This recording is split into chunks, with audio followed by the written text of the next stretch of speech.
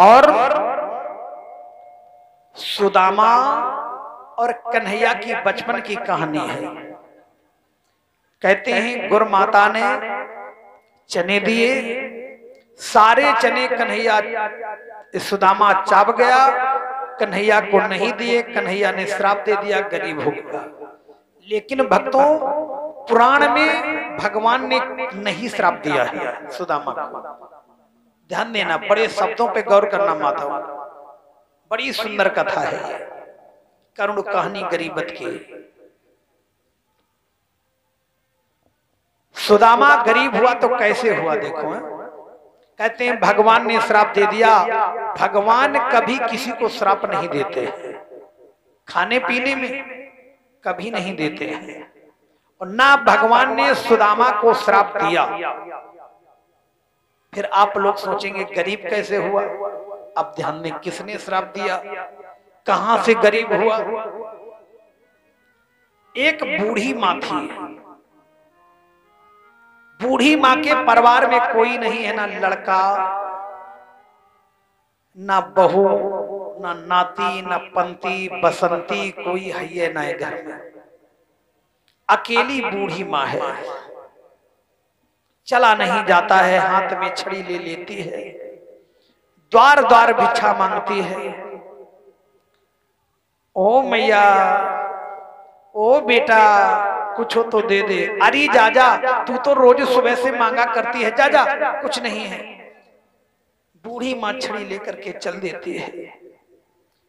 4-4, 5-5 दिन के लंघन पड़ते हैं, कोई बूढ़ी मां को एक मुट्ठी अन्न नहीं देता है। एक दिन की बात, बूढ़ी मां हाथ में ले ली छड़ी, और छड़ी लेकर के धीरे धीरे टरकती हुई पड़ोसी गांव में जा पहुंची। जैसे पड़ोसी गांव में पहुंची, आवाज लगा दी, ओ बहन, कुछ तो दे दे। पड़ोसी ने जैसे सुना, गांव की मैया ने दौड़ती हुई आई, बूढ़ा रूप देख करके कहने लगी, मैया क्या चाहिए तुम्हें। बेटा 4 दिन हो गए, एक दाना हमारे अन्न का उधर में नहीं गया है, बहुत भूखी हूं, कुछ हो तो खाने को दे दे। मैया तूने आने में देर कर दी, जो भोजन था वो भी खत्म हो गया। ठीक है बेटा, कोई बात नहीं। देखो वहां भी भोजन नहीं मिला, गरीबत का हाल ये होता है, खत्म हो चुका। बूढ़ी मां आंखों से आंसू पोंछ करके चल पड़ी, कितनी दूर आई, यहां भी भोजन नहीं मिला, जो था वो भी खत्म हो गया।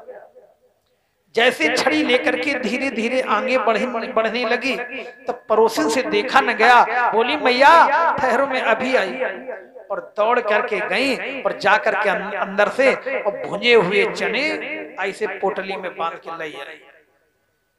बोली मैया, मैया क्या है बेटा, लो क्या है बेटा, ये भुने हुए चने हैं, चने, हाँ हाँ ले लो मैया। वो चने ले लिए बूढ़ी माँ ने, और धीरे धीरे घूमती हुई वो चने लेकर के घर पे आ गई।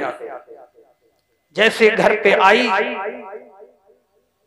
2 दाने चाव लेती है, जी भर के पानी पीती है, सो जाती है। और जब सुबह जागती है, जाग करके स्नान ध्यान करके 2 दाने चाव लेती है, और जी भर के पानी पीती, भिक्षा मांगने निकल जाती है। दिन भर भिक्षा मांगती, कोई एक मुट्ठी अन्न नहीं देता, तो संध्या के समय आकर के मात्र चने के 2 दाने मुख में डाल करके सो जाती है। और इधर एक दिन की बात, पड़ोसी घर का लड़का बूढ़ी मैया के घर पे चोरी के वास्ते कूद गया। देखो, और जो चने थे वो लड़का चुरा ले गया। देखो, लड़का चुरा ले गया चना। जब बूढ़ी माँ लौट कर आई तो सोचती है, लाओ 2 दाने चाप लूं, जी भर के पानी पीऊं, सो जाऊं। जब चने नहीं मिले तो बूढ़ी मैया रोने लगी, बोली हे भगवान, जो चने थे वो भी कोई चने चुरा ले गया।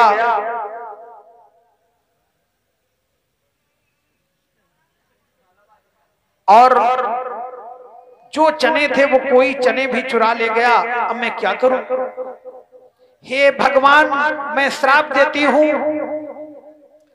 जो भी कोई हमारे चने को चावेगा, द्वार द्वार भिक्षा मांगेगा, कोई एक मुट्ठी अन्न नहीं देगा, मैं श्राप देती हूं। और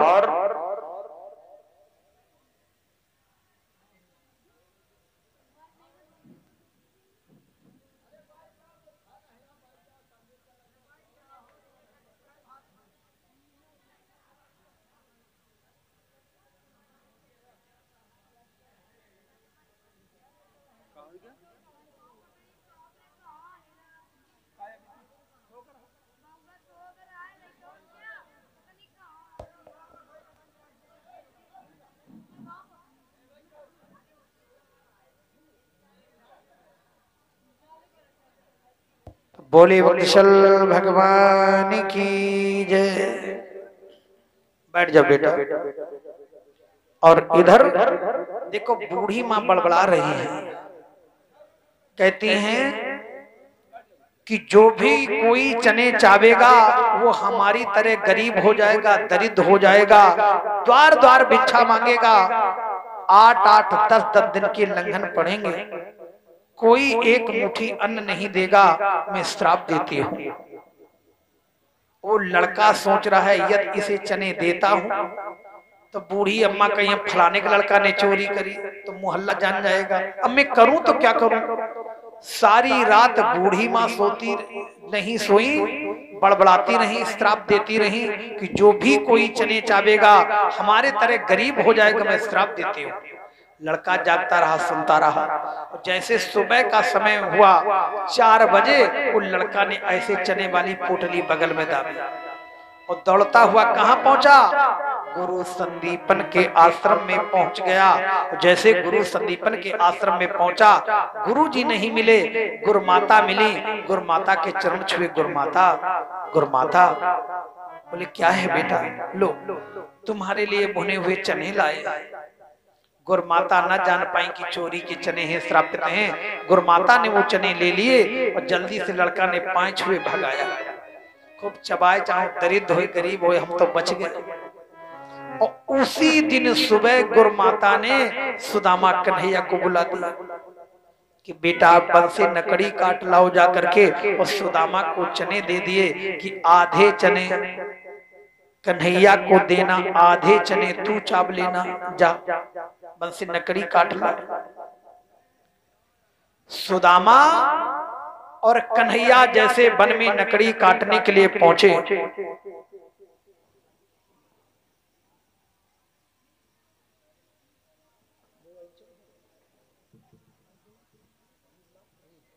और जैसे छोटे छोटे गट्ठे काट के रखे, देखो, और चारों ओर से घटाएं घिरने लगी, जोर जोर से बादल गरजने लगे। देखो कैसे गरज रहे हैं।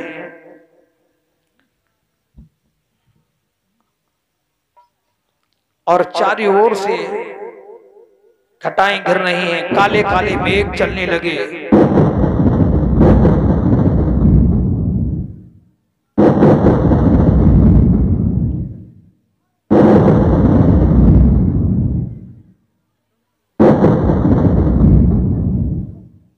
और इधर जोर जोर से जैसे वर्षा होने लगी।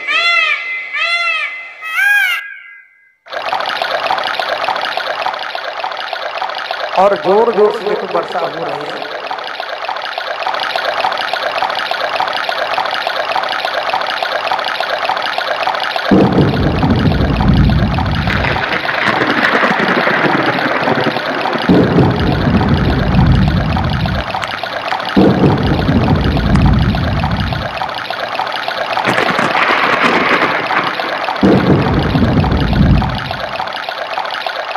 हेलो।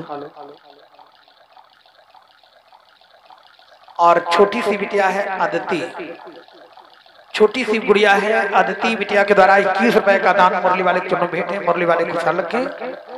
अब तो सुदामा घबराया, बोला भैया मैं क्या करूं? तो बोले चलो पीपल का वृक्ष खड़ा है उसी के नीचे छुपते हैं।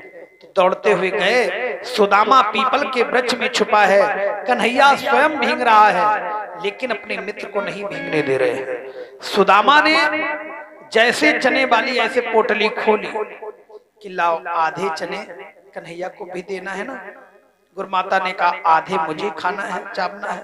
तो जैसे हाथ में सुदामा ने चने लिए, सुदामा देख करके ऐसे चने को जान गया कि ये तो श्रापित चने हैं।